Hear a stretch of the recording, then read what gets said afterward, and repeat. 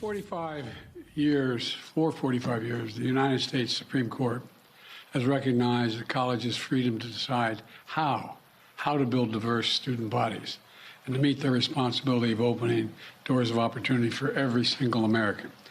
In case after case, including recently, just as a few years ago in 2016, the court has affirmed and reaffirmed this view that colleges could use race not as a determinative factor for admission, but as one of the factors among many in deciding who to admit from a already qualified pool of applicants. Today, the court once again walked away from decades of precedent and as the dissent has made clear. The dissent states in today's decision, quote, rolls back decades of precedent and momentous progress, end of quote. I agree with that statement from the dissent. The court has effectively ended affirmative action in college admissions, and I strongly disagree with the court's decision. Because affirmative action is so misunderstood, I want to be clear, make sure everybody's clear about what the law has been and what it has not been until today. Many people wrongly believe that affirmative action allows unqualified students to be admitted ahead of qualified students. This is not how college admissions work. Rather, colleges set out standards for admission, and every student has to meet those standards. Then and only then, after first meeting the qualifications required by the school, do colleges look at other factors in addition to their grades, such as race. The way it works in practice is this. Colleges first establish a qualified pool of candidates based on meeting a certain grade, test scores, and other criteria. Then and only then, it is from this pool of applicants, all of whom have already met the school standards, that the class is chosen after weighing a wide range of factors, among them being race. You know, I've always believed that one of the greatest strengths of America, you're tired of hearing me say it, is our diversity. But I believe that. If you have any doubt about this, just look at the United States military. The finest fighting force in the history of the world. It's been a model of diversity and has not only made our nation better, stronger, but safer. I believe the same is true for our schools.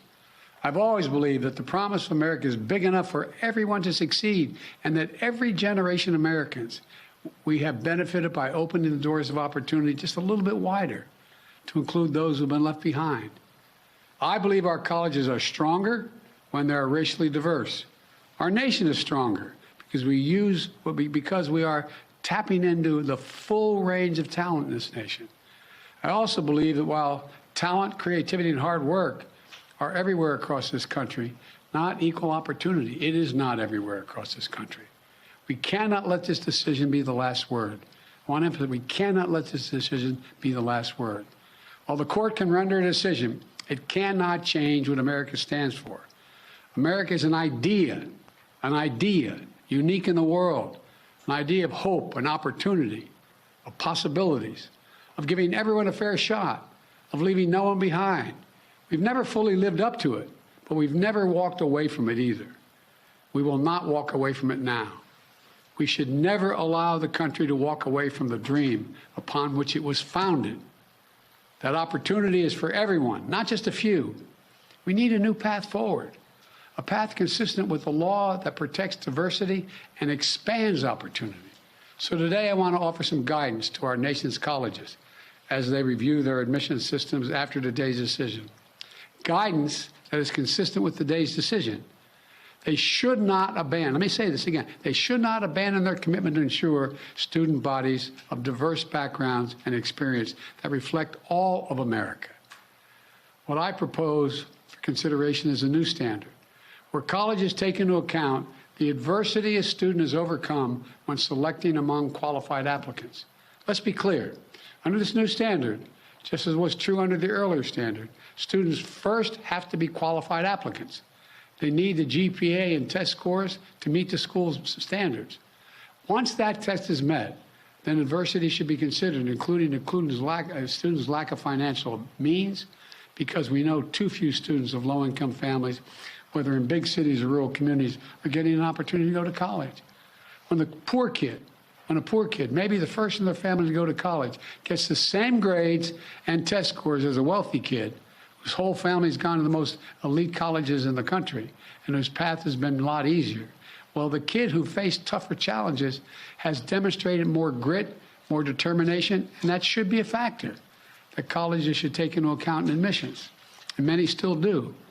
It also means examining where the student grew up and went to high school. It means understanding the particular hardships that each individual student has faced in life, including racial discrimination that individuals have faced in their own lives.